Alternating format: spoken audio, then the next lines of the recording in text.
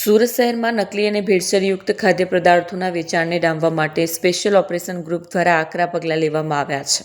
બાતમી આધારે એસઓજીની ટીમે સુરત મહાનગરપાલિકાના ફૂડ એન્ડ ડ્રગ સેફ્ટી વિભાગના અધિકારીઓ સાથે સંયુક્ત ઓપરેશન હાથ ધર્યું હતું.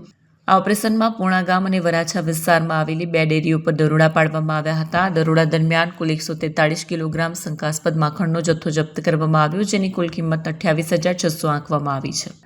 એસઓજીની ટીમે સૌપ્રથમ દરોડો પૂણા ગામ ખાતે આવેલ અમૃતધારા ડેરી પર પાડ્યો, જ્યાંથી સંચાલક ભૂપતભાઈ નારણભાઈ પરમારની હાજરીમાં 58 કિલોગ્રામ શંકાસ્પદ માખણનો જથ્થો મળી આવ્યો, જેની કિંમત 11,600 થવા જાય છે.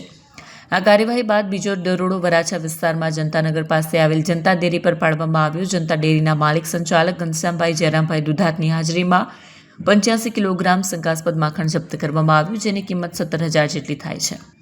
કાર્યવાહી દરમિયાન હાજર રહેલા ફૂડ સેફ્ટી ઓફિસરે શંકાસ્પદ માખણના જથ્થાની સીલ કરવાની કાર્યવાહી હાથ ધરી હતી. જાહેર જનતાના વપરાશ પહેલા આ માખણ ખરેખર માનવ વપરાશ માટે સુરક્ષિત છે કે કેમ તેની ચકાસણી કરવી અનિવાર્ય હોવાથી નિયમો અનુસાર જરૂરી સેમ્પલો લેવામાં આવ્યા હતા.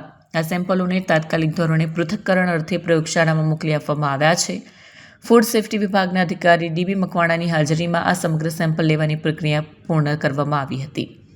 જો લેબોરેટરી રિપોર્ટમાં આ માખણ ભેળસેળયુક્ત હોવાનું કે અખાદ્ય હોવાનું સાબિત થશે તો બંને ડેરીના સંચાલકો માલિકો વિરુદ્ધ કાયદાકીય જોગવાઈઓ હેઠળ સખત કાર્યવાહી હાથ ધરવામાં આવશે.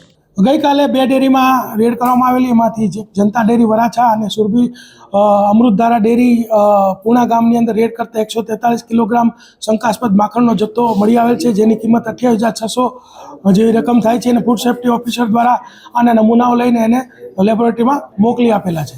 કઈ રીતે કાર્યવાહી થશે? નમૂના પહેલા આવે તો અગાઉ આપણે સુરભી ડેરી વિરુદ્ધમાં પણ ગુનો દાખલ કરેલા, સંચાલક વિરુદ્ધમાં આ લોકો વિરુદ્ધમાં પણ ગુનાઓ દાખલ કરવામાં આવશે અને એ લોકોની ઉપર સખતમાં સખત પગલાં લેવામાં આવશે.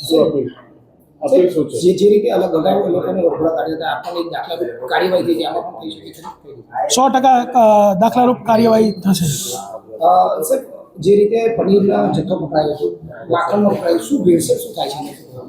પનીરની અંદર જે અમે છેલ્લા કેટલાક સમયથી અમે એને ટ્રેક કરી રહ્યા છીએ, તો અમને ખ્યાલ આવ્યો છે કે બજારની અંદર જે પણ પનીર વેચાય છે 90% પનીર એનાલોગસ પનીર છે. એનાલોગસ પનીર એટલે એવું પનીર કે જેની અંદર મિલ્ક તો નામ માત્ર હોતું જ નથી, માત્ર ને માત્ર પામ ઓઇલ, સ્ટાર્ચ અને એસિડ, ગ્લેશિયલ એસિડ નાખી અને આ એનાલોગસ પનીર બનાવવામાં આવે છે.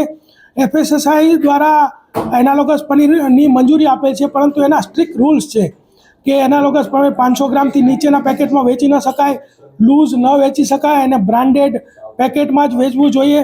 પરંતુ મોટાભાગના લોકો અત્યારે જે પનીર બનાવે છે એનાલોગસ પનીર બનાવી અને જે કેટરિંગ સાથે વ્યવસાય સાથે જોડાયેલા લોકો છે એ તમામ એનાલોગસ પનીર જ વાપરે છે.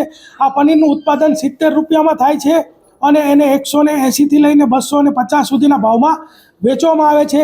એટલે આવું કેટરિંગના વ્યવસાય સાથે સંકળાયેલા લોકો ચેતી જજો. આવું પનીર મળશે તો તમારા ઉપર ખૂબ જ કડક કાર્યવાહી કરવામાં આવશે.